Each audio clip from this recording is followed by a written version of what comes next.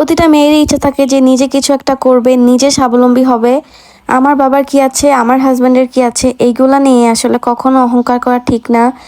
আমার দেখতে হবে যে আমার তো কিছু নাই, আমার কিছু একটা করতে হবে।